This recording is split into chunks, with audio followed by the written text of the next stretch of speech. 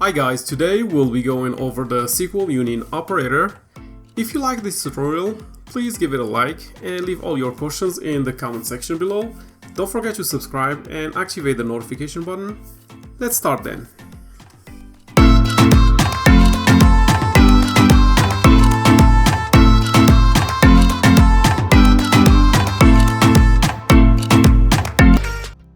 The SQL Union operator is used to combine the results of two or more select statements without returning duplicate rows, as these later will be eliminated within your script. So to use the union clause, each select statement must have the following items: the same number of columns selected, the same number of columns expressions, the same data type, and have all the columns in the same order. So let's go over an example and let's follow all these conditions here. Okay, first select statement that we will be building here, it will be about employees' bonuses. So we will build the first employee ID. First employee's name, John Smith, as employee name. And for John Smith, we need to assign a bonus and a bonus date. So let's start with the bonus date.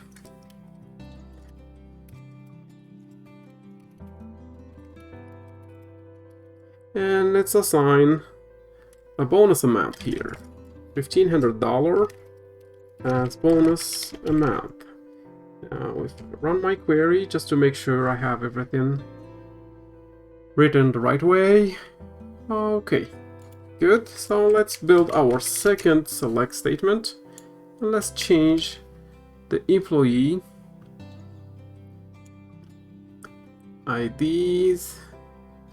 So from John Smith, let's switch it to Michael Johnson, for example, with a bonus date of February 3rd and a bonus amount of $1,300. Let's add the third employee here.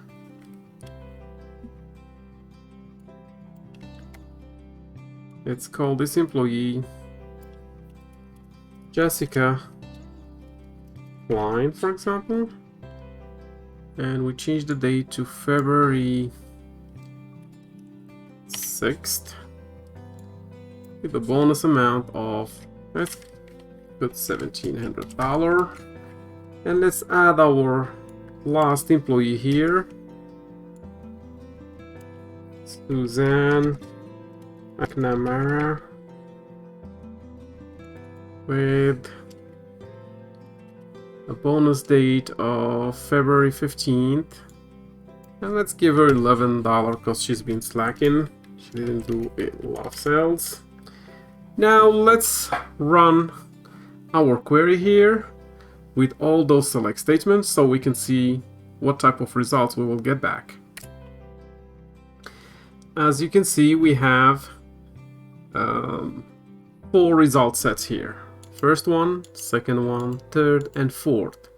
Why? Is because we have 4 select statements. And remember that we say we have to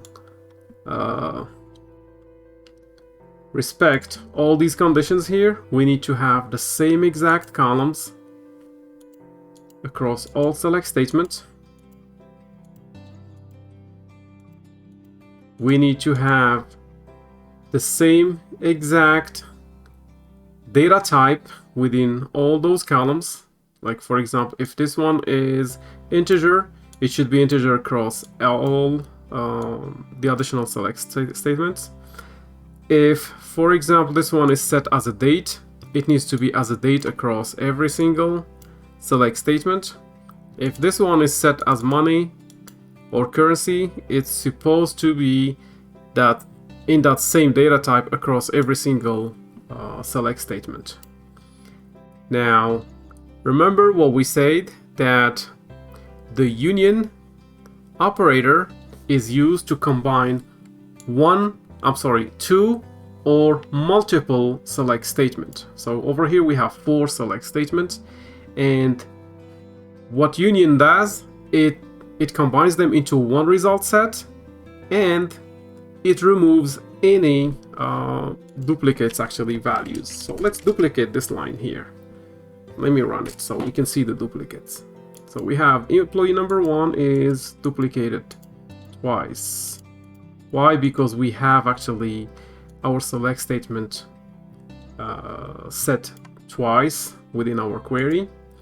Now let's add our operator so I can show you how the union is going to be used across all these select statements. So this is how you do it. You write your first select statement, then you go back to the line, you type in the word union, then you write your second select statement. Then you go back to the line, you do the union. You don't need to go back to the line, because this union, you can literally put it here, for example, at the end of each select statement. If you want, that's another way to do it. And the one thing here that you don't do is the last select statement should not have a union at the end of it. Now, I always like to write my unions in a separate line, just so I can see, so I can read my script better. Now let's run this. And remember, when we run it without the union, we had the John Smith duplicate or showing twice. Now let's run it with the union. As you can see, any duplicate rows got eliminated from the result set, and we've got our results all under one result set instead of one result for each separate select statement. So this is how you use the union, and keep in mind that the last select statement of your query should not have any union at the end of it, and just respect these conditions here and you should be fine. And let me show you an example of this same data type, because some of you may ask the question, why should I put the same exact data type? For example, here for the bonus, it's set by default here, because I didn't put it between single quotes. It's set to kind of integer value. So let me put one of them as a non-integer. Let's give it like just a name. Happy New Year, for example, which is a varchar actually data type. And it's not a whole number or integer, as the other bonus amounts are set within the other select statements. So all these select statements, they have the bonus amount set as a whole number, except the last one. It's set as a string of characters because I put it between single quotes. Now let's run it and you will see why this condition is actually set to be used within the union operator. Okay, so as you can see, I run my query and it did error out. Why? It says that because conversion failed when converting the varchar value of Happy New Year to data type int, because we are aligning all the columns in the same order across all select statements. The bonus amount on all these select statements, they were actually set to an int data type, except the last one that was set to a varchar because it's a string. Now, in order to fix this, you need to remove that value and you need to put a whole number. I can put 1200, for example. Now, if I run it, because 1200 is in the same data type as those values here, of course my query will run fine.